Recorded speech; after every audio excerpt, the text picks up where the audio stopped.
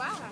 Je crois en la France et je crois en mon pays, donc j'essaye de continuer à me battre et à partir effectivement sur quelque chose de positif.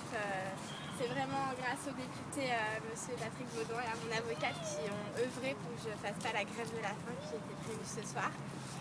C'est quelque chose de courte durée, on va attendre vraiment les retombées, mais c'est quelque chose qui est différé. On a des engagements de l'État qui conduisent Sabine à différer sa grève de la faim. Voilà. Et à garder espoir.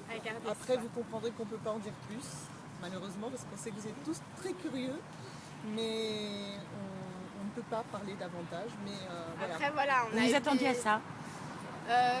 Non, finalement, là, j'étais tellement dans l'impuissance depuis 3 ans et ça a duré tellement de temps que j'avais plus trop d'espoir, à vrai dire. C'est d'ailleurs pour ça que ça m'a poussé à faire la grève de la faim.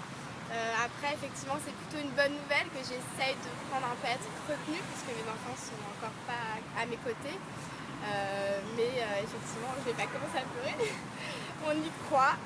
Effectivement, c'est difficile, mais voilà, la France a pris ses engagements. Effectivement, ça n'a que trop duré. Donc, on espère que maintenant que l'État s'implique un petit peu plus et que effectivement les décisions, tout simplement les décisions de justice dans les deux pays soient appliquées. Donc en respectant vos engagements de confidentialité, vous avez quand même un espoir là ce soir, plus que tout à l'heure en tout cas. Oui, c'est effectivement, j'y suis arrivée un petit peu nonchalante en me disant on va voir ce qui se passe. Effectivement, leur but n'a pas du tout été de m'anesthésier et puis ils n'auraient pas réussi, je pense.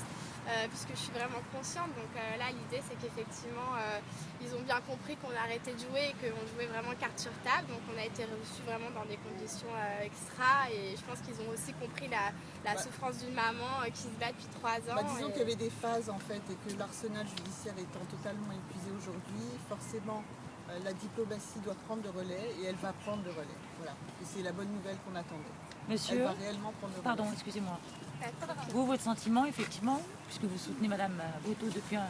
Je crois qu'aujourd'hui, la France au plus haut niveau va rappeler tranquillement qu'il y a des décisions de justice qui ont été prises, qui sont fortes, qui sont précises, et qu'en vertu des conventions internationales qui lient en bilatéral la France et la Tunisie, celles-ci doivent être appliquées.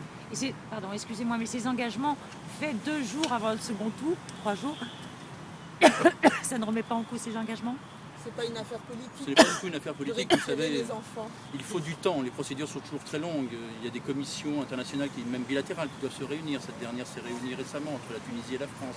Elle a constaté un certain nombre de choses. Donc ce sont ces choses-là qui, avec le temps, sont en train de se mettre en œuvre et avec le soutien maintenant de l'État, comme Sabine le disait, au plus haut niveau.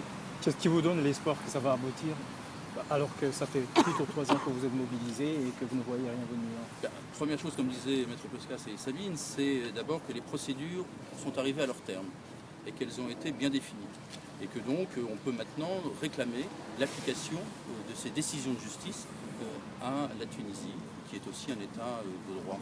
Et donc la bonne foi et l'engagement au plus haut niveau de l'État devraient maintenant faire que ces décisions soient bien mises en œuvre et que Adam et Alexandre puissent retrouver le chemin de la France et de leur maman surtout. Madame Botto, est-ce que vous avez les nouvelles de vos enfants? Non, j'en ai pas, c'est très difficile quand j'y vais, effectivement j'en ai, mais je peux pas me rendre, la dernière fois que je l'avais vu c'était il y a 7 mois, là je vais y retourner pour une audience, mais effectivement c'est très difficile d'avoir des contacts avec mes enfants et c'est ça qui est le plus difficile à l'heure actuelle, tout simplement, de ne pas savoir comment mes enfants grandissent, qu'est-ce qu'ils font, ce qu'ils mangent, comment ils s'habillent, c'est ça qui est le plus difficile pour une maman, de ne pas voir ses enfants grandir dans la mesure où chaque être humain a une maman et qu'eux ils en ont une et qu'ils sont privés d'elle en fait. En tout cas je voulais remercier tout le monde d'être là, ça me touche beaucoup et on espère refaire une petite fête avec tout le monde.